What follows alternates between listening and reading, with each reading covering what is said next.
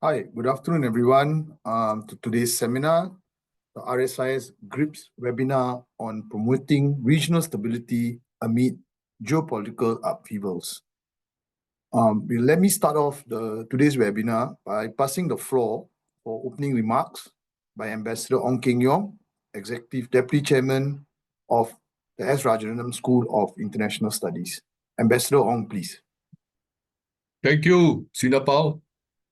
I hope all of you can hear me. Distinguished panelists, ladies and gentlemen, good day to all of you.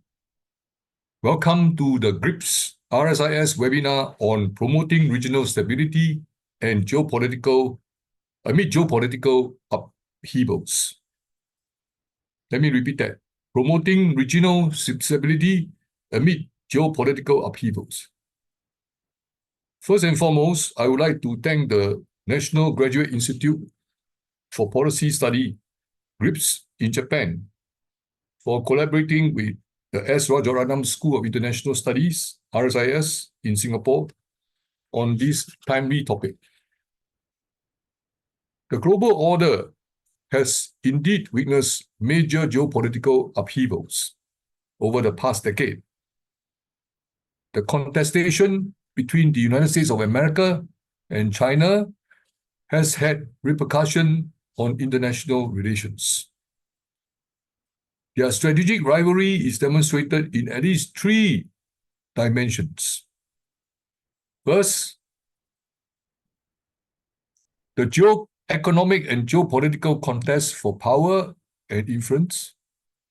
Second, the pursuit of technological supremacy. And third, the race for dominance in military power. States had to recalibrate their political alignments, trade relations, and military force postures as they seek to protect and advance their respective national interests while navigating the challenges posed by great power competition. The Russia-Ukraine war and the conflict in Gaza have ignited debates on contested sovereignty, relationships between major power and small state, and the conduct of warfare in the 21st century. At the policy level, these conflicts have prompted countries around the world to find ways to strengthen their national security and social resilience, as well as manage unstable energy and food supplies amid rising inflation. The Asia-Pacific and Indo-Pacific have also become a more complex and uncertain environment. The geopolitical rivalry between the United States and China has brought about shifts in regional relations and placed a strain on multilateral cooperation. Additionally, unresolved tensions in places such as the East China Sea, South China Sea, and the Taiwan Strait have led to growing concerns about the potential for regional conflict and compounded the notion of regional instability. Despite the presence of geopolitical tensions, countries in the Indo-Pacific are cognizant of the importance of addressing the political and socio-economic ramifications that have emerged from these regional pressures and have remained firmly committed to maintaining a peaceful and stable regional order. It is therefore critical and expedient for all of us to come together to take stock of the geopolitical challenges that confront us in the Indo-Pacific and to seriously explore avenues that would expand and deepen our scope of cooperation to uphold regional peace and stability. These can be at various levels through institutions or peoples and across different sectors of domain of expertise. Let me repeat that, and across different sectors or domains of expertise. I'm certain that this webinar will serve as a useful platform to promote the honest exchange of views and robust discussions on the topic at hand. I look forward to your active participation. Thank you for attending today's webinar, and I hope we will all have a productive and engaging session. Good day. Back to you, Sinda. Thank you, Ambassador Ong, for setting out the broad context related to the webinar that we're going to have today. Let me first invite the first speaker to speak, Professor Ken Jimbo, Professor of International Relations, Kyoto University, and Managing Director, International House of Japan. Professor Ken, the floor is yours, please. Well, thank you very much for inviting me to this important seminar. I'd like to begin by thanking Singapore RSIS and also the GRIPS based in Tokyo for organizing such a great event. I used to be affiliated with RSIS as a visiting fellow back in 2012, and I really remember good old days interacting with great fellows at the RSIS, including Meli, and those are really cultivated my understanding about the regional security and dynamics in Southeast Asia. And today I will be talking about my perspective about, especially on the recent development of what kind of security dynamics and the architecture to adapt to the moving targets of the dynamics that we experience today, and what is the nature, what is the backgrounds, developments, and what are the remaining agenda to be addressed. And I prepare my slides, and I won't intend to take too much time, but it would be helpful to, I think, understand what I'm trying to get at. The title of my presentation is From Hub-Spokes to Convergence, Evolution of Asia's Security Network. By the way, this terminology has been used by many, but the most recently by American Secretary of Defense Austin, when he delivered his speech at the Shangri-La Dialogue, and to address what United States is intending to achieve in Asia Pacific or Indo-Pacific. But this concept is not very much new, because this concept has been floated for even like 2-3 decades. But I think that the materialization of some of those attempts have been recently available, and then that really creates to revisit opportunity for us to think about what are the emerging dynamics of the security cooperation in this region, to address what Ambassador Ong Keng-yon mentioned about the global trends of the turmoil that we experience in many parts of the world. By the way, that the terminology that recently the Biden administration official began to use is the lattice-like security architecture, which is a quite interesting terminology that the United States have mentioned. It is first mentioned by the Jake Sullivan, who is the Biden administration's national security advisor, in his speech at the Lowy Institute. First, brought the context of the lattice structures, and also recently be vocally addressed by U.S. Ambassador to Tokyo, Ambassador Rahm Emanuel, also repeatedly mentioned that this security architecture that the United States is pursuing is lattice-like. Secretary Austin mentioned about the convergence. But when United States talk about the lattice, what they are trying to intend is a quite interesting agenda, because from the Japanese perspective, if you translate directly the lattice, it's called a koshi. It's a kuozu in Chinese, and that is very much like a Japanese structure of like like a checkerboard style of the collection of the squares. And if you see the anime, Demon Slayer, Kimetsu no Yaiba, and then the main character wears the lattice-like Japanese kimono.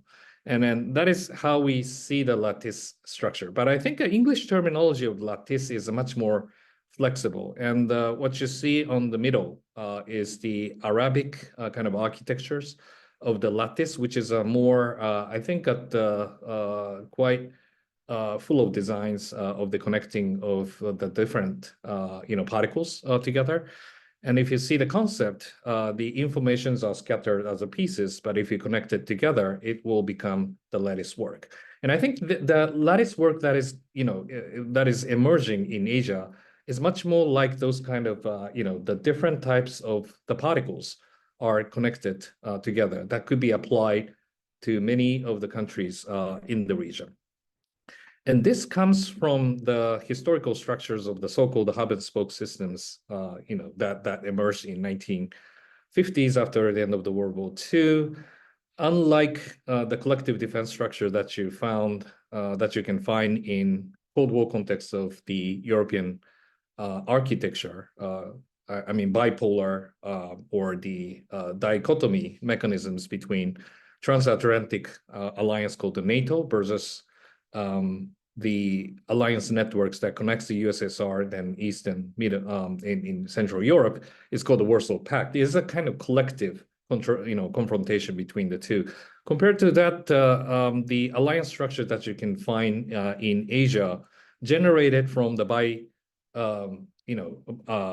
bilateral structures connecting the United States to those allies that involves Japan, Korea, Philippines through the Manila, Pact, and also Thailand through the Tanat-Coleman, the agreements, and then Australia and New Zealand as an ANZUS. So that it's really a one-by-one structures. And then I always ask students why there has been no such kind of Asian version of NATO in Asia, and that's an excellent kind of a starting point of the knowing about the Asian security. But a simple answer is that we are diverse, and we are not the kind of land-based security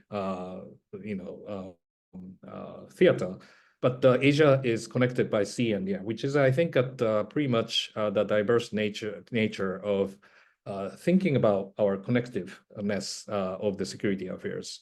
And that really, creates the bilateral structure more conducive to this region. And that creates the very interesting kind of diplomatic dynamics in 1970s that, our socialist states in Asia are not binded completely together. So there's been lots of, I think, a checkerboard type of confrontation, even among the socialist states, which created very innovative diplomatic I think engagement by Kissinger Nixon during the 1970s. And then that also creates a very interesting finding. It is not about the, domino structures. That if one country goes to the socialist states, it will spread over to other. That has been I think at one of the, conviction of the how United States engaged in the Vietnam War. But it turned out to be that is not really precisely, reflecting what's the dynamics happening in Southeast Asia. And again, there's no such things as a collective security network, so the mutual defense networks that you can find other than FPDA status in Southeast Asia. End of the Cold War actually didn't change the fundamental structure much, although there has been a NATO expansion, EU expansion that happened in Europe. That is a fundamental restructuring of the security architecture in Europe, and which leads to the current context of why Russia was so concerned about the situation in Ukraine. But today's Asia, there's no such kind of things that the multilateral defense structure will be happening. The reason why here is the case that there are legacy issues of the Cold War remains to be the issue as of today that involves Korean Peninsula, Taiwan Straits, and also the South China Sea. But that's not the end of the story, because the bilateral structure remains the bilateral structure as a mutual defense treaty, but there are so many, I think, internal security networks that has been emerging.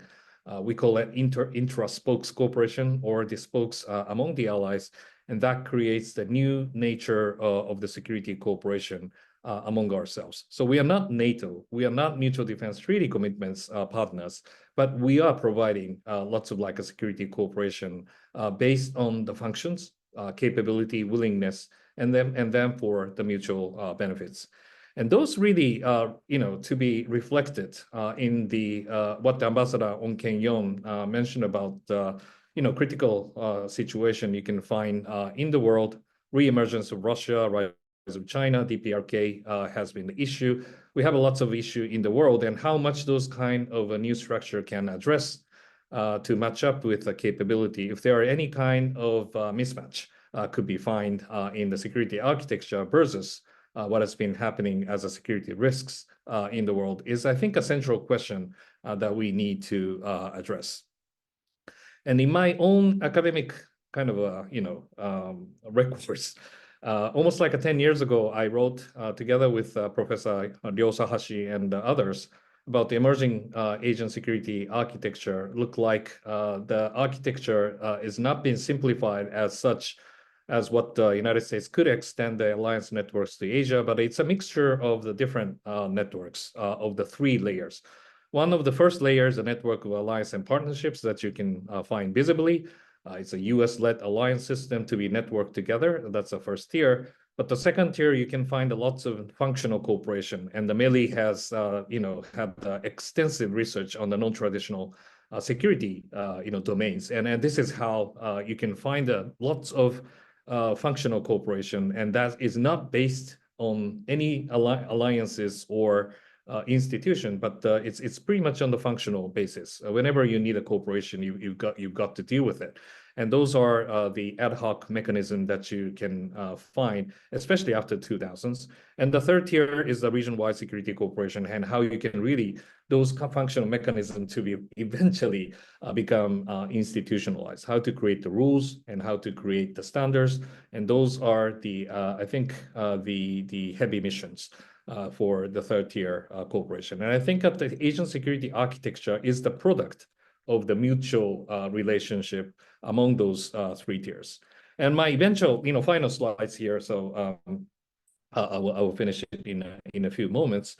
And I think that the issue here is that how you can really customize the different layers and level of cooperation to the issue that we face with today. For example, if we want to have a stable maintenance of the US presence in this region, definitely that we should have our own efforts for the maintaining of each of those alliances, and how allies can network with each other. And that's the biggest reason why Japan and Korea reconciled our relationship and created Japan, US, Korea trilateral relationship and Camp David Accord and so on. And that also extends to our relation with the Philippines and why those triangles are becoming more important. And because of I think that the issue of the maintenance of the US presence and how US presence could be a credible security provider in this region remain to be the main subject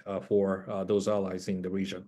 And for the maritime security cooperation, we do also have a lots of, the stake and how much that the ASEAN coastal states can really develop its own capability to become more coercive resistant, capability to be addressed to any kind of potential aggressors in the region. And those are also a very important issue.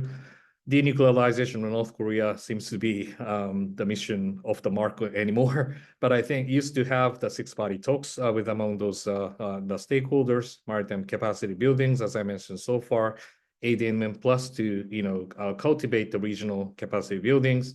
And also, if you look at the legal basis, there have also been the spread of the status of force agreement and reciprocal access agreements. Those are the Japan and also Korea have been extending to the regional partners whenever we need military exercises, PKO corporations, disaster relief. We definitely need to have the stable legal foundation to elevate our military to military cooperation. And two things to finish, and I think a strengthening of the relationship with South Korea is the phenomenal, I think, development that we have done in the past 18 months or so, and that created, connecting of the missing piece in Northeast Asia that really created the new, I think, a phase of the trilateral cooperation.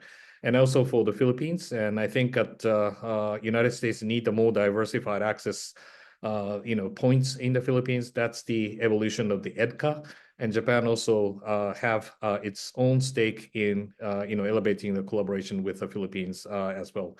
And those are, I think, architectural point of view how we can really address the security risks that we face as of today. How much is enough, and are we doing enough? Are the relevant question to be addressed. But I'll leave it that for the further Q&A session. Thank you very much. Thank you, Ken. Firstly, for great overview and also for keeping to the time. Can I ask our next panelist, Professor Melly Anthony, who's President's Chair in International Relations and Security Studies, as well as Associate Dean. She also heads the Center for Non-Traditional Security Studies at RSIS. Melly, the floor is yours. Thank you. Thank you very much, Sindapal, for the introduction, and also my thanks to my RSIS colleagues and GRIPS for the invitation to join this this interesting panel on a very important topic. I'm particularly delighted to have this opportunity to speak together with an old friend, Professor Ken Jimbo, and I was just wondering when he was speaking how 20 years ago our conversation in the region would have been slightly different if we did not have this kind of upheavals that we are facing now globally. I pay particular attention to the word upheavals in the title of this webinar because to me it is a term of great consequence.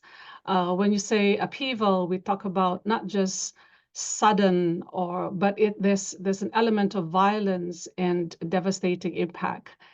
And indeed, if you look at some of the upheavals that we are experiencing globally, and that will be the first part of this presentation, they're in fact very, very concerning because of the kind of impact, both loss of lives and others. So one of the geopolitical upheavals that preoccupies us is really the resurgence of armed conflict and how the implication of that on our rules-based international order. The ongoing wars in Ukraine and Gaza present significant features as well, not just the fact that they have shaken the foundations of international peace. The features of this conflict show the extensive use of modern technology and weapons, missiles, targeted drones, as well as the use of information warfare, including cyber operations. This conflict has also been internationalized. The spread of regional conflicts is causing concern that we are seeing a fragmentation of the global order. And the fact that there is this observation of this being proxy wars without cohesive policy responses from the other stakeholders, then the risk of instability becomes even higher.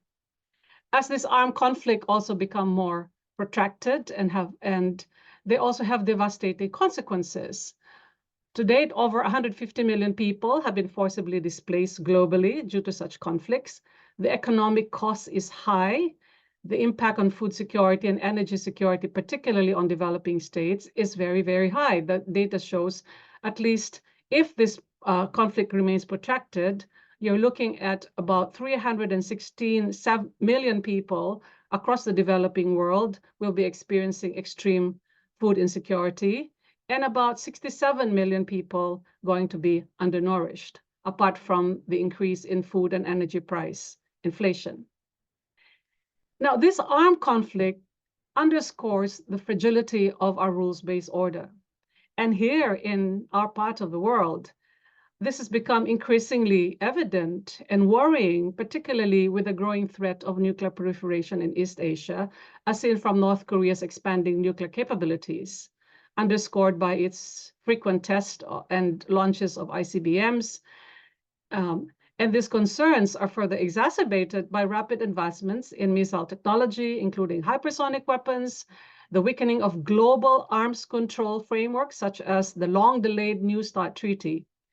And the erosion, therefore, of these safeguards have raised, again, instability in not only major power relations, which have threatened the predictability of that during the nuclear era. Now, many of these challenges that we see is just one part of the story. Much of us in the region are also concerned about the intensification of major power competition between the US and China. There's a lot of things have already been said, but just to underscore the fact that given that the region is the epicenter of this US-China rivalry, there's also been some thinking or questions about what is going to be the international order. Is it still going to be a US-led, or will it shift towards a China-led structure? This uncertainty has profound implications to us here in the region, especially as countries in the region seek to maintain strategic autonomy in an increasingly polarized environment.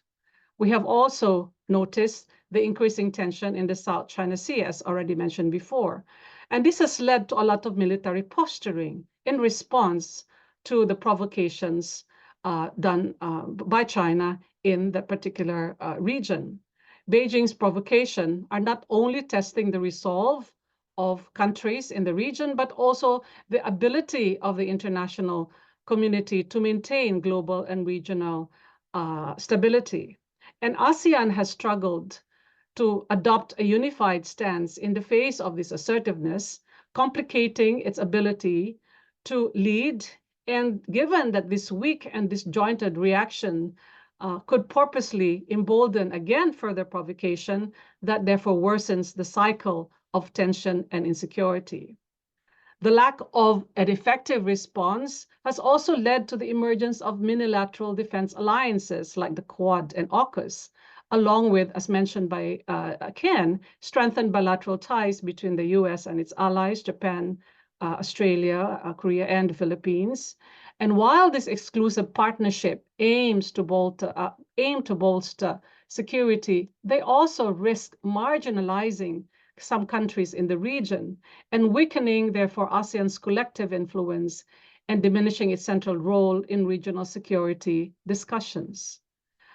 That is what's also important to note is the erosion of trust, and this erosion of trust heightens the risk of conflict. The incidents, for example, such as Chinese ships using water cannons against Philippine vessels, ship collisions, and tense standoff highlight the potential for accidents or miscalculation that could easily spiral into larger conflicts. We now could argue that the Indo-Pacific is in fact a flashpoint where small provocations and brinkmanship could lead to unintended conflict. I think it is also important to note that this geopolitical fragmentation has also led to geoeconomic fragmentation, characterized by strategic decoupling of economies. We just have to see the US rivalry in technology sector. For example, the US Chips and Science Act, which has restricted technology and software exports to China, and the pressure that allied nations have to face suit. And this, in terms of the coupling, while it provides risk, both opportunities and risk to ASEAN member states, some of whom may benefit from realigned supply chains. However, the IMF has also warned that in a highly vulnerable environment, unstable environment, this benefits could actually lead to risk, which could worsen if US-China tensions continue to escalate. Just looking at the time here. So what is the impact of this on regional stability? Well, as often discussed in this part of the world, the global tensions have diminished the ability of ASEAN to manage the regional order, and this has been of increasing concern.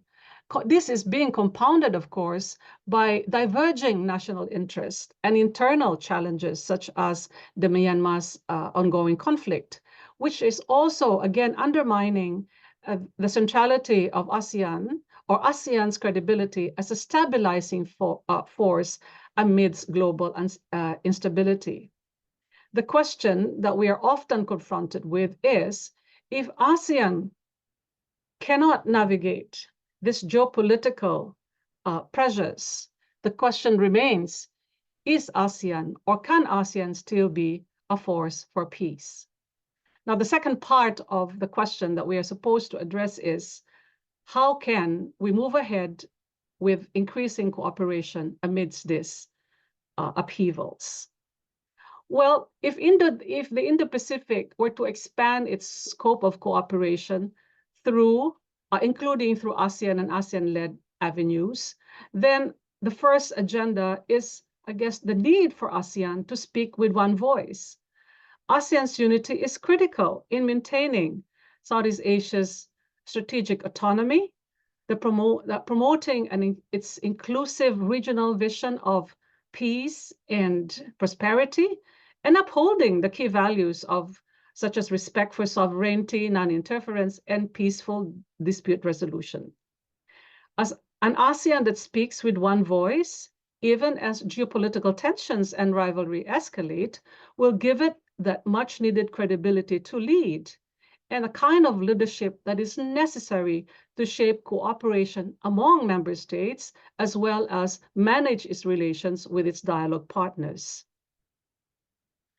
With a united ASEAN, it is also able to leverage on its existing mechanism and maximize the use of its mechanism to increase regional or to strengthen regional cooperation in all its domains, from the socio-economic to political and security. I think it is important for ASEAN not to lose sight of the benefits that its ASEAN-led platforms has established.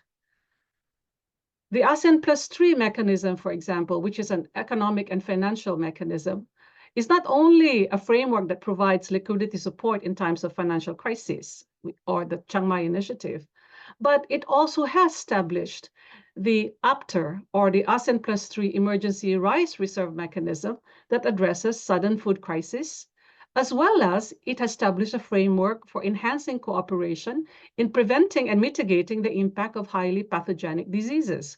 We only have to look at what we experienced in the last 3 years to appreciate how valuable this cooperation is. Now, we now have the ARF, a much maligned organization framework, but we have to also remember that this is the only political and security dialogue that brings together 27 countries, both like and non-like-minded states. And we have the East Asia Summit, which is a leaders-led framework. And we also have other frameworks like the ADMM, the ADMM Plus, that provides opportunities for expanded defense diplomacy, maritime cooperation. All together, this helps to reduce risk through maintaining dialogue. Now, with all of these mechanisms, surely we can once again argue for or push for the strengthening of functional cooperation, an area that is very important for the communities in this part of the world. Now, ASEAN should, in fact, focus or put more effort in strengthening cooperation in areas like food and energy security, health security, economic integration, and connectivity. Now, many of these issues are not new, but they are cross-cutting. And in light of the changes in the global environment, they necessitate a comprehensive cooperative approach across ASEAN's 3 community pillars, both the APSC, political and security, ASEAN economic community, and sociocultural. Now, this approach will help the region and its community address both immediate and long-term strategic risk. Part of strengthening regional functional cooperation is operationalizing the ASEAN Outlook of the Indo-Pacific, which was introduced in 2019. Arguably, the AOIP is a crucial framework for reclaiming ASEAN centrality amidst growing geopolitical competition. Now, given current uncertainties and growing risks, not only from power rivalry, but also, more importantly, from the risk of climate change and other challenges, now is a good opportunity for ASEAN to operationalize the key areas of cooperation under AOIP, including connectivity, and if need be, refine or highlight critical issues such as managing the impact of climate security, both mitigation and adaptation, preventing the outbreaks of pathogenic diseases through cooperation in biosecurity. Now, these are transboundary issues that must be addressed through collective action and multilateral solutions. By engaging with its members and dialogue partners, the region can work together and craft out work plans to implement these areas of cooperation. We can also use the existing mechanisms to enhance defense cooperation. In fact, the AOIP also offers that framework. So while there is already progress made in the humanitarian assistance and disaster relief area, further steps could be taken to address transnational threats like cybersecurity. The strengthening of maritime security is also particularly vital, given that a rules-based order at sea is critical for regional stability. One must not also forget to deepen economic integration and recognize it as a force for stability. ASEAN and Indo-Pacific partners are deeply embedded in complex supply chains and production networks, creating mutual dependencies that serve as stabilizing force.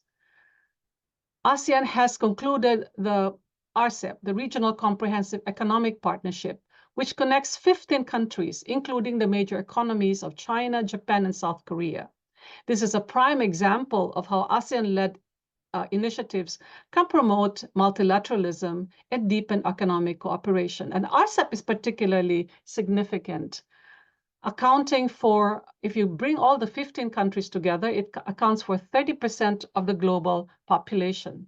It is significant in that this is an ASEAN-led framework that enables Northeast Asian countries, Japan, South Korea, and China, historically in competition with each other, to negotiate and cooperate under one economic bloc. By showcasing the benefits of economic integration, ASEAN can reinforce the idea that shared economic prosperity leads to more peaceful political relationship. And I think the last one is the need to strengthen existing regional mechanisms in order to, one, build crisis response capacity.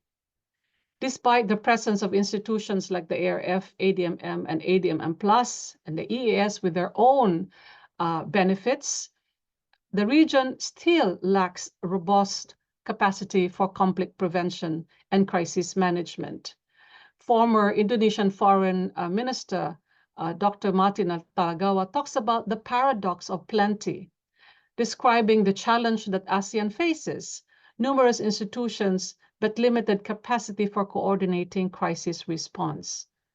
So there is perhaps more thinking that's needed to invest in building rapid response capabilities, something similar to HADR, but relating to other types of crises. For example, establishing a collective hotline within ADMM+ for quicker communication in times of tension. There's also, given the crisis that we see in Myanmar, ASEAN must also need to really think its institutional mechanism for managing conflict, including formalizing processes of intervention, diplomacy, and conflict resolution in line with the ASEAN Charter. Includes formalizing processes such as the special ASEAN summits, foreign ministers' retreats, or the ASEAN Troika. And finally, this is something that has been said, but it's worth repeating anyway. There must be, I think, now is a time, I think, to really rethink strategies towards pushing ahead with preventive diplomacy. Enhancing these mechanisms arguably will better position Southeast Asian countries to manage tensions, proceed at go ahead and advance regional cooperation despite the global upheavals that challenges us today. Thank you. Thank you, Melly, for giving us a kind of ASEAN angle into the topics that we're discussing today. So now we have come to the question and answer part of the webinar. So I have a few questions already. Can I encourage participants online, if you have questions, then use the Q&A button and then post your questions there, and I will look at those questions and then post them to the panelists. First question actually is to Professor Ken Jimbo. So Ken, the question here is that the US and Japan will both have new leaders soon because of the elections in both countries. The question is, what does this mean for regional stability going forward? Should there be concerns that the Japanese Prime Minister's front runners are talking about ideas like an Asian NATO or promising to continue visits to the Yasukuni Shrine? So I think there are two kind of related questions there, Ken. So maybe you want to try to address both of them. The floor is yours. Yeah, thank you very much. Indeed, it's a dynamic period of time, both in Japan and the United States, talking about who could really lead as a leader of both countries. And United States now, we are looking at the 2 candidates. But in Japan, there are 9 candidates who are competing to become the president of the LDP. And we do have a very complex election system. Some of you may be well aware that LDP will select the president, and then he will be, most likely to be elected as a prime minister under the parliamentary representative system. But seemingly those 9 candidates doesn't really have a deciding kind of majority votes on the first round. So that according to the rules of the LDP, those who get the first and second quantity of votes will go to the second round, which is a deciding votes. And who gets those really kind of the politics of the bandwagonings will get the majority of those. So I don't think I'm expected to be here to predict who will become the prime minister, but I think it is the multiple composition of the puzzle you can find. According to US, that's 2. According to Japan, that's a several. And then those difficult composition will create the new dynamics of the US-Japan relationship, and that affect to the wider region as well. But at the outset, the current Prime Minister Kishida has done quite significantly on defense and military, strategic sphere of what Japan had to decide in past couple of years, which is surprising to me because Kishida seemed to be very dovish, coordinating characters in the LDP. But what he has really achieved on the sphere of the strategic affair is even going beyond what the former Prime Minister Abe has done in the 7 years and 8 years of the governance. That involves the adoption of the new national security strategy, 3 strategic documents, decided to double the size of defense budgets, which was unprecedented, including the procurements of the weapons, including like long-range strike missiles, which was also unimaginable comparing to the long years of the peaceful orientation of the Japanese defense policy, which was low-key oriented, exclusively defense-oriented. But now we are thinking about engaging the adversary far away, and which is, I think, a quite different composition that we have. And then with those lattice-like structures to have networks with regional members. And I think that structural point of view remains to be there. it to be carried over to the next prime minister, whoever takes the lead. But as Walter, the questioner, mentioned about the devil's in the detail. For example, if the conservative leaders will go to Yasukuni Shrine, and that will change the whole dynamics of especially the relation with China and Korea, and that will undermine the whole, I think, the basic framework of what we have earned in past years or so. And then that somebody called it for the Asian version of NATO. And I think those who argue should come to listen to my class, why Asian version of NATO is impossible in Japan. But such kind of political, the give and takes, I mean, that how they address their own viewpoint can be floated publicly. And that, to me, that undermines the Japanese security, because why that the leader is thinking about such impossible arguments, and they've got to seize the reality and navigate where we should be going. So that still we are in the political season. There lots of I think those surprising arguments could pop up during the case. But basically that the whole kind of structural trend remains to be continuing. But I think that those kind of specific subjects should be I think we need to draw our attention towards it.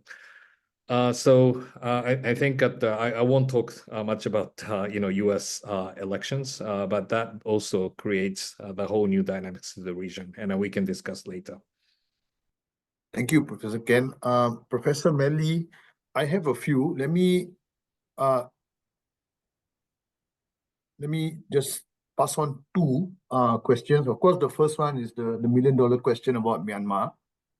And the question here is specifically about how the inability of ASEAN to move forward on the Myanmar issue affects, kind of ASEAN's ability to negotiate external powers, and its ability to make itself or remain relevant. So that's the first question. The second question then is, in a sense, related to the first, is with things like the Quad and AUKUS, how does ASEAN's position, or is the kind of arbiter of regional security, get affected? How does ASEAN deal with the rise and the increasing importance, at least apparently, of unilaterals like the Quad and AUKUS? Thanks, Melly. Thanks for that. Thanks for this question. And you're right, they're interrelated. I think it is important to remember, when you look at ASEAN, that it faces multiple challenges, and the Myanmar problem is really just one of the many challenges that it faces. And Ambassador Ong perhaps is best suited to answer whether there is progress, given that there is a lot of question about the movement of the 5-point consensus. But as an organization, when you say holds back signals to external parties, you have to be able to see ASEAN in its entirety, and not neglect or overlook some of the things that it has been doing together with its dialogue partners, negotiating with its dialogue partners, in addressing many of the challenges that the region faces. This is not to diminish the fact that there are extremely difficult issues related to the conflict in Myanmar. And I think it's also important to remember that a conflict of this nature does not get resolved in 2 or 3 years, right? We had an experience in this region during the Cambodian conflict, which took more than 10 to 12 years to resolve, but it hasn't stopped ASEAN from moving forward. So I think that's something that we should remember. And thus the presence of other minilaterals, particularly those that are related to the management of security issues like Quad and AUKUS, does it actually marginalize ASEAN and the membership, the interest of ASEAN member countries to join bigger groupings like BRICS, right? The answer is not necessarily, because Quad and AUKUS is, as I said, exclusive, right? And in fact, some would argue that if ASEAN spends a lot of time in trying to engage with this, exclusive security organizations, then that could in fact create more tension. Sure, if you expect the Philippines to move closer to the US because of its the kind of things that it faces vis-a-vis that of China. But there are other areas of security cooperation, right, that is present in ASEAN. And by privileging only one, as I've mentioned, and again, diminishes what ASEAN has done over 50 years.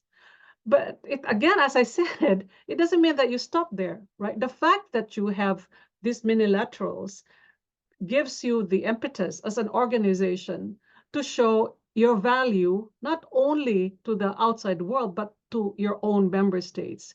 And this is why the argument from what you do best, which is functional cooperation, should be even strengthened, right? While you try to manage and navigate the more difficult, complex challenges that is beyond what you can do as an organization, given that you are not equipped to deal with such challenges. It doesn't stop one country in ASEAN from joining other frameworks which it can benefit from, right? We have a term for that in 50, forum shopping.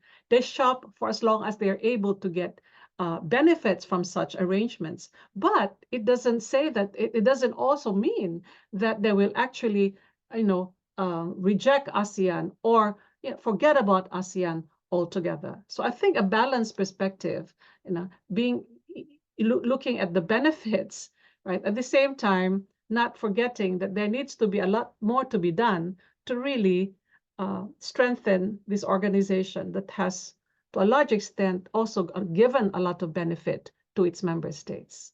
Yeah. Thank you, Melly. Professor Ken, a follow-up question. There's a question about, to sum up this question about this growing, strengthening relationship between, I guess, China and Russia, and the kind of implications these bring to Japan. I mean, what is the view in Tokyo? Where do people in Tokyo see this going, and what kind of implications do people in Tokyo see coming out of this relationship? Of course, some people argue that increasingly China will become the senior partner, Russia will become the junior partner. Is that something shared? And then if that is shared, so what are the implications for Japan then, if that is true? Yes, thank you for this excellent question. I want to talk how Japan attempted and how we have failed, and where we are at. What we have attempted, especially during the Abe administration, back in 2013, 12 years ago, 11 years ago, we have released the first national security strategy under the Abe administration. And by looking at who are the adversaries of Japanese defense policy, we call it China as a security concern, North Korea imminent danger, but Russia as a constructive partner is surreal to look at like right now. But we used to call Russia as a constructive partner in our national security strategy. And Russia was, I think, a third or fourth country that Japan created the 2+2 mechanism, that's defense and foreign ministry coordination mechanisms. And then Prime Minister Abe himself met with President Putin 26 times in his tenure. And what was behind those kind of Russian engagement? You can immediately come up with visible political agenda that Russia is the country who hasn't really signed a peace treaty with us. So let's go for the peace treaty. And then meantime that we will resolve the territorial border issue, which is the Northern Territory near the Hokkaido. And that has been the conservative political agenda for long years. And it's no wonder that, Abe is entitled to, look at the situation that he wished to solve the situation. But I think at a broader perspective of what Japan wished to achieve is much deeper than this, which is, I would call it reverse Kissinger strategy. Kissinger tried, I talk a bit about 1970s, is that, the United States' main strategic arena is how to deal with USSR. And he found that there has been the controversy between Russia and China, as a question I talk about Tumen River, that's, Damansky Islands.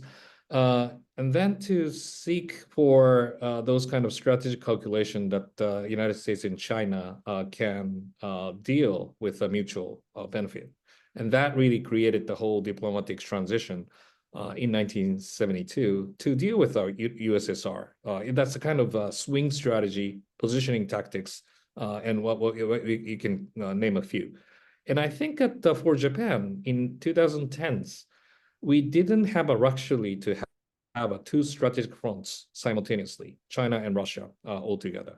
So why don't we don't have an illusion to divide the interests, but why don't we try to engage Russia in order to at least complicate the strategic calculation of both sides? That the strategic issue they face with the Asia is not always aligned with China or Russia together, because Russia has a strategic interest with Japan, and Russia wished to engage Asia not only through China, but also through probably Japan, Korea, and also the ASEAN. So why don't we diversify Russian interests in Asia in order to divide the interests between the two? And that is prerequisite for Japan, because there's a Hokkaido regiment. The large ground forces in Hokkaido needs to be reallocated to response to the southwest of Japan. Russia can be the spoiler. Russia can delay our reform, and in order to not make them do so, need to have a constructive relationship with Russia. And that was Abe's strategy towards Russia. But I think that the Russian invasion of Ukraine in February 2022 have made it all kind of reshuffle the situation. And Kishida decided to confront with Russia, align with NATO, and then at the current strategy that we are dealing with China, North Korea, Russia simultaneously. And there's no one-fits-all type of solution to these three strategic arena, which makes us heavily costly to spend the money. And then this is one of the reasons why we have to spend so much money on the defense. We are dealing with a three strategic front simultaneously. In that context, to answer to your question, China-Russia collaboration is deeply concerning, and the China can really have their operations in coordination with Russia. And we already see that those kind of military exercises, even after the war, coordinating their air operations and naval operations surrounding Japan together, which is heavily concerning to us. And we definitely want to complicate the trend, but it is very hard to deal with that perspective right now. So that I think you cannot really make the proactive kind of actions to affect to those China-Russia relationship. But we still find the place after China-Russia find itself as the unlimited partnership with each other, and then Russia invaded Ukraine, and I think China was deeply resentful about being dragged into the Russia's agenda into those dynamics, and we want to explore that kind of resentful moment to have a much more complicated structure of how to deal with China. Thank you, Professor Ken. Melly, let me get back to you. This is two different questions, but on a similar kind of topic, which also follows on from what you're talking earlier. It's about BRICS, you mentioned earlier in your response. So I think one question is a broader question about, ASEAN countries expressing an interest in BRICS. What does that mean for ASEAN? Does it mean anything? And number two, very specific to the case of Malaysia as an incoming chair of ASEAN. And then what do we make of, Prime Minister Anwar's membership in BRICS, and what can we expect with regard to Malaysia's agenda when it becomes the chair of ASEAN? Thanks, Melly.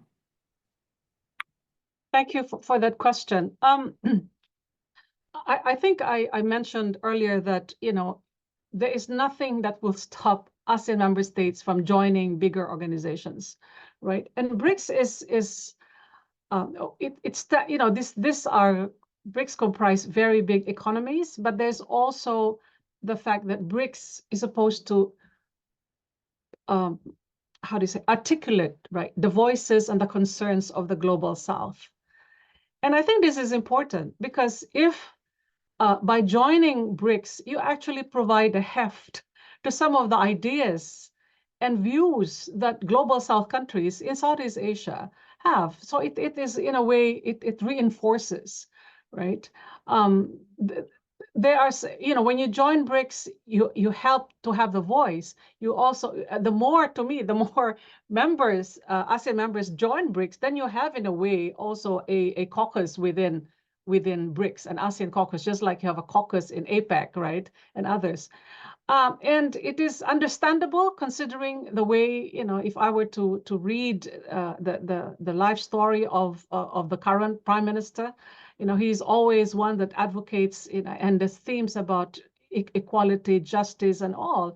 And many of these sentiments are actually expressed by some of these big countries, making sure that, the world is a bit more balanced, that there's not only one order, but there can be multiple orders, that there's not one, there's no dominant actor. I mean, this harks back to the 1997 argument of a new international economic order, which fits, which gelled with the sentiments of countries in the developing South, including Southeast Asian countries, right? And as a chair of ASEAN, some of the, when the programs or the themes that ASEAN has always advocated for, as represented in its three-pillared communities, right? It's a just community. It's a prosperous community. It's a caring community. This just requires rebalancing, and this is what the BRICS also stands for. So I don't really see, right, the contradiction, right? The question is, will Malaysia be spending more time in BRICS than ASEAN? I don't think so, because it's also a question of proximity, right? So to me, it is not a concern. In fact, it offers more benefits. And can you imagine if you also enhance cooperation with these big partners? I mean, South Africa is not a dialogue partner of Southeast Asia, right? Of ASEAN. So this is another way for countries, to in fact bring in and engage with countries from another continent. So, yeah, I think I'll stop there. Thank you. Was there another part of the question that I didn't? No, you answered the both parts. Okay. There's a specific question to Ambassador Ong. So Ambassador Ong, the question is basically that when it comes to the two kind of major global conflict issues, Russia-Ukraine and the Israel-Gaza conflict, ASEAN countries seem to have differing views on it, and they have articulated these differing views publicly. The question is, do these differing views mean that there is an issue within ASEAN in trying to get consensus, or actually is this something that has happened in ASEAN before and actually doesn't really affect how ASEAN consensus works? Ambassador Ong. Yeah, thank you. You can hear me? Well, my statements and position have always been that foreign policy of a country is dependent on domestic politics and what happened with regard to internal policies over certain issues and social divides and other kind of challenging characteristics of the country's concern. So I think it is not going to be easy to understand the foreign policies of member countries of ASEAN without understanding that each of the ASEAN member states has its own domestic political consideration. For a country like Singapore, religion is not a major foreign policy preoccupation. However, for countries immediate to Singapore's geography, Malaysia and Indonesia, religion, in this case Islam, is a day-to-day policy deliberation. So of course there will be differences with regard to how to deal with Gaza conflict. Yeah.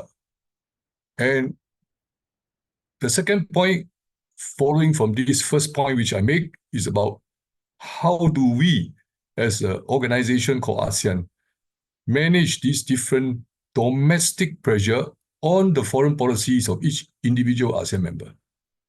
So far, I think the political leaderships in each of the ASEAN member states that have a critical outlook with regard to what is happening in Gaza, and also as well as in Ukraine and the fighting going on between Russian and Ukraine forces.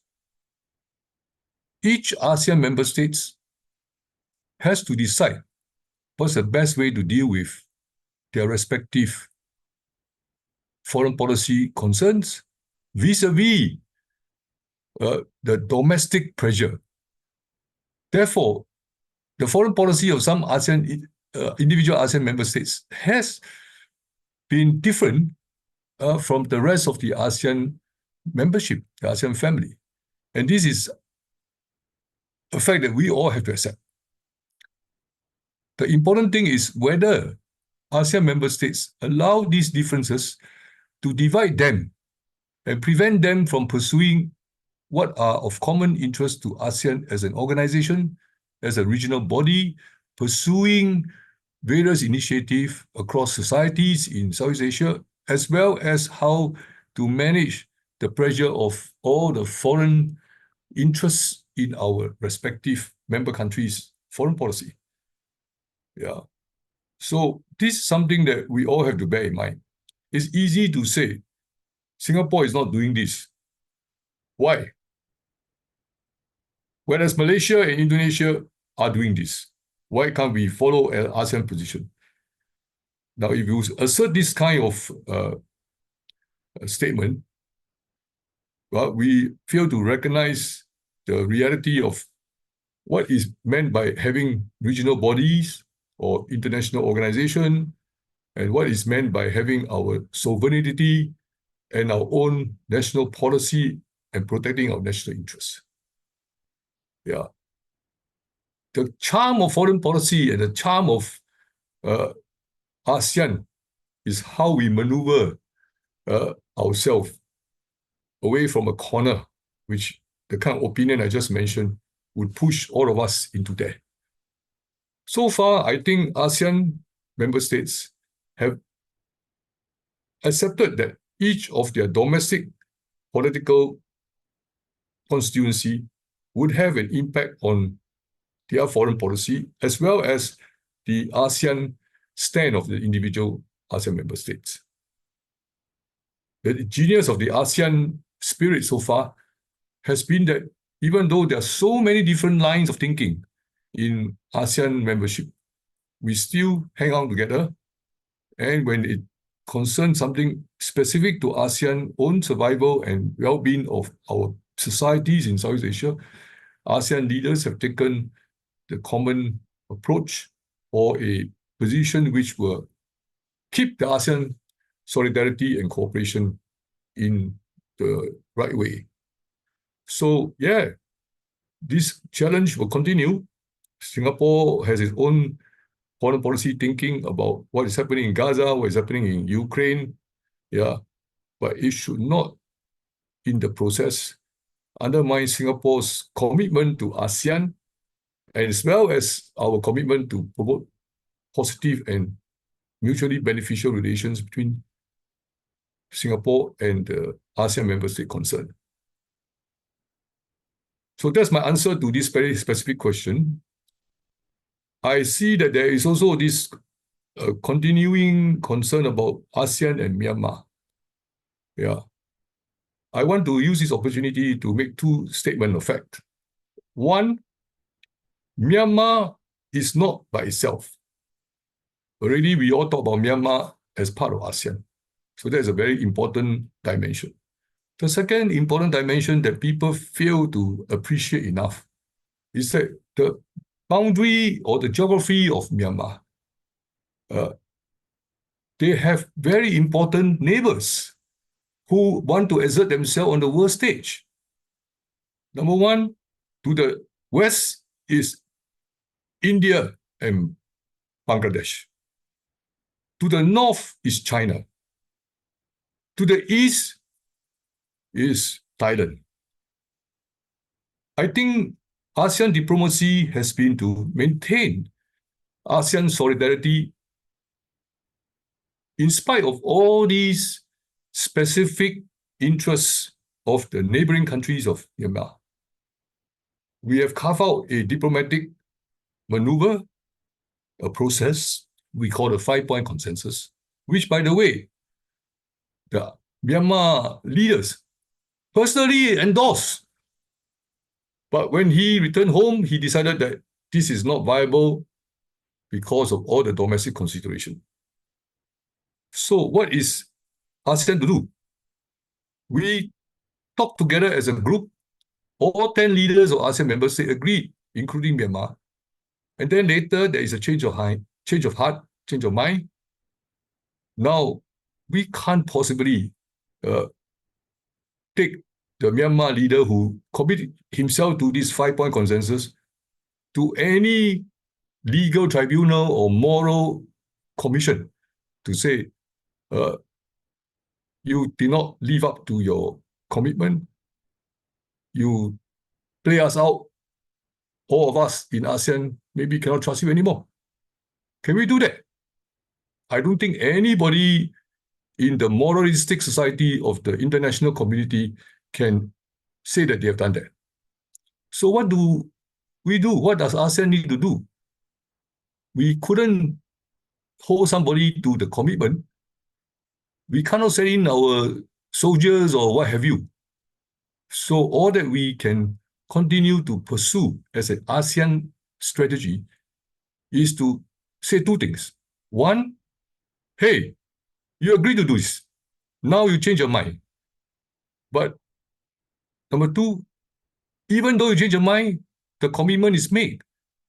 Until you give us a viable alternative to the commitment that you have made, we will continue to pursue this.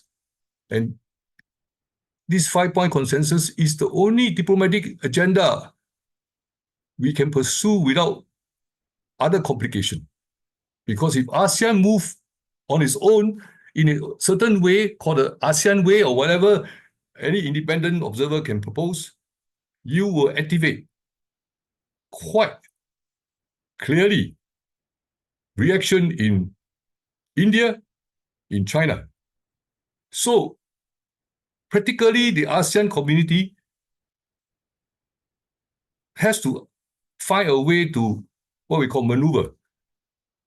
And ASEAN's approach is based on 3 very important words that people in the community here in Southeast Asia and maybe in the international opinion circle don't want to give enough attention.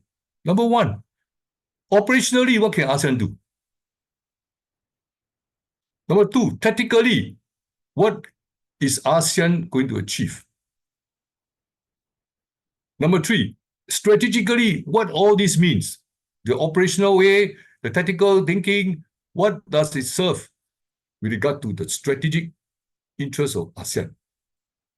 One of the strategic interests of ASEAN is that we must maintain our region as a peaceful, economically vibrant, dynamic region, so that we continue to get people to invest here, people to innovate here, people to provide new ideas, business, industry, jobs.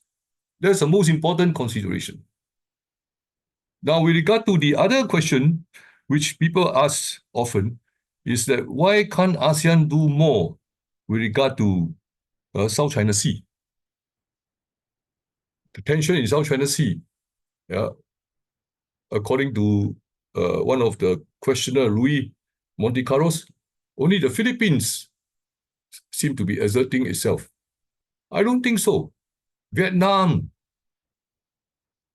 Malaysia, to a certain extent, Cambodia, and Brunei, they all have quietly, on their own, continued their diplomatic and political effort to find a way out to avoid the open and dangerous confrontation that we now see in South China Sea.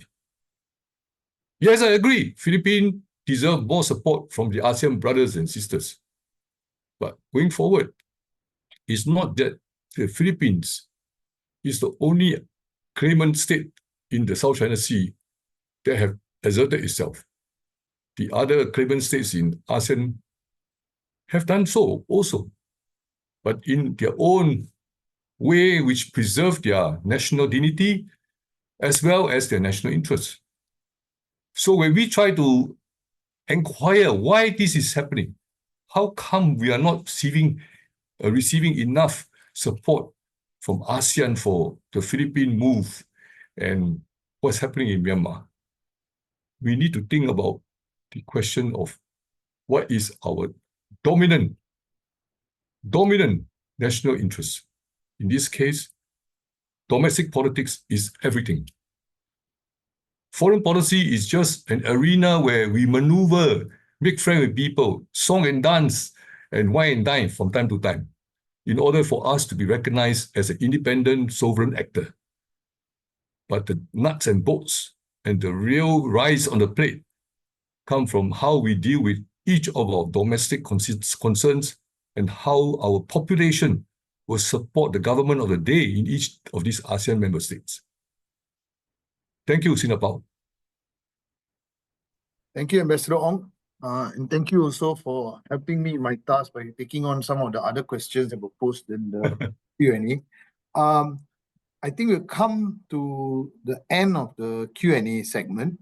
So thank you everyone who sent in questions. Sorry we couldn't answer all. There are a lot of questions that I tried to group as many as possible. Thank you to Professor Melly, Professor Ken, Ambassador Ong for answering the questions. So now what I will do is we'll move to the closing remarks section of the webinar, where I'll invite Professor Mishishita, Executive Vice President and Professor of the National Graduate Institute for Policy Studies, GRIPS, as well as Director of the Yokosuka Council on Asia-Pacific Studies, better known as YCAPS in Japan, to deliver his closing remarks. Professor, please. Thank you very much. Ladies and gentlemen, thank you for joining us today for the GRIPS RSIS webinar on promoting regional stability amid geopolitical upheavals. In this webinar, we learned many things from our experts on geopolitical challenges we face in the world today. Great power tensions, such as the war between Russia and Ukraine, and the conflict between Israel and Hamas, and the confrontation between the United States and China, have a profound impact on our daily lives and the policy decisions of our countries. These issues are by no means confined to one region and have economic consequences such as energy shortage, food security, and inflation. In the Indo-Pacific region, in particular, countries are grappling with how to respond to ever-increasing tensions in the region, including the South China Sea, the Taiwan Strait, and the Korean Peninsula. Professor Ken Jimbo discussed about the evolution of the Asia-Pacific security architecture, and Professor Melly Caballero Anthony shed light on the role of ASEAN and the importance of regional cooperation through the ASEAN-led regional architectures.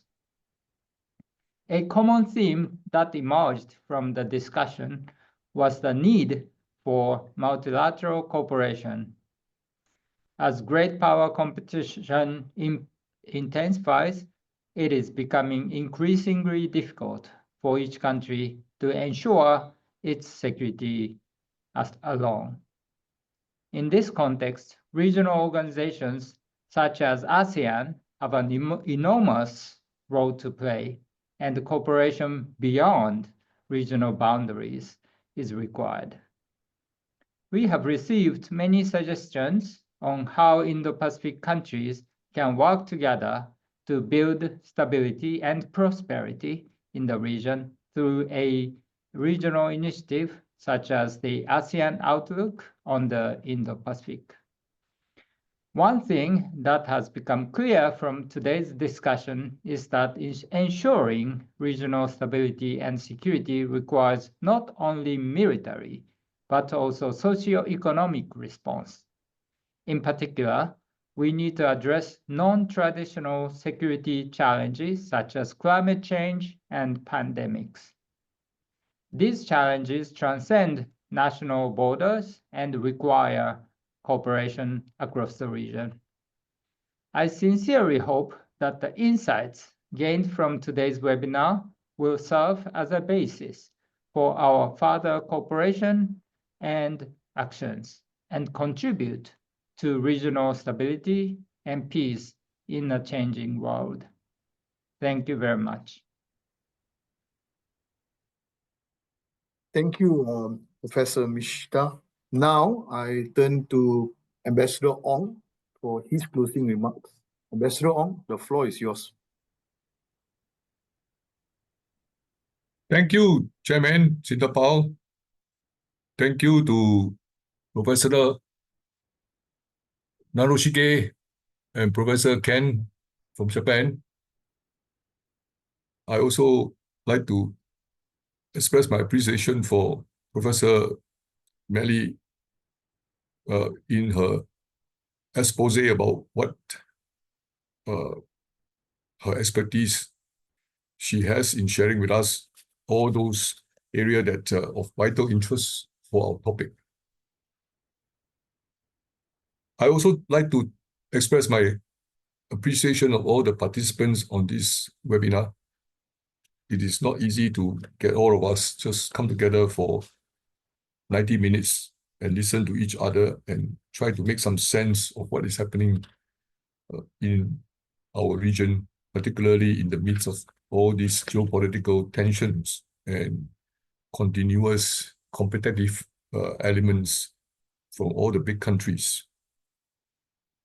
I hope that the exchange that we have during Q&A and also the various speeches that our speakers have delivered will increase our respective appreciation of the issues that we have to deal with on a day-to-day basis. As what some people call learned people, the learned individual, we have to try to continue to make some sense of what's happening and make some good suggestion to continue this exchange of views and how we can help in resolving some of the bigger challenges that our whole region face. I'd like to thank the team behind this webinar, both in RSIS and GRIPS, as well as all those others who have contributed to ensuring that this webinar takes place as scheduled, and also to share with each other our respective ideas and concerns.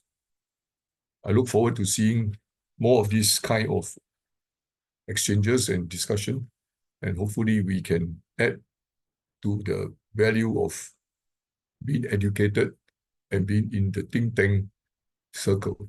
We have to think, but not being a tank across everybody.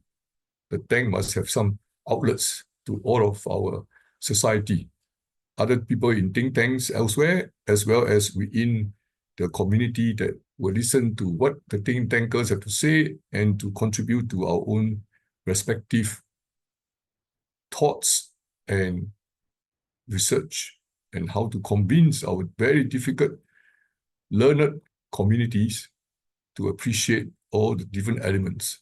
So the more we can share, I hope the better understanding we can get from our public, from our learned community out there to appreciate the work that our respective national leaderships, as well as those of us in the think tank and universities, have to deal with. Thank you very much to all colleagues and all the other workers behind the scene to bring this together. Over to you, Singapore. Thank you, Ambassador Ong. We now come to the end of today's webinar. So it's very informative. I think there are a lot of interesting views exchanged. I want to thank all the participants who joined us virtually and also thank all the speakers. Thank you, everyone. Have a good evening. Thank you.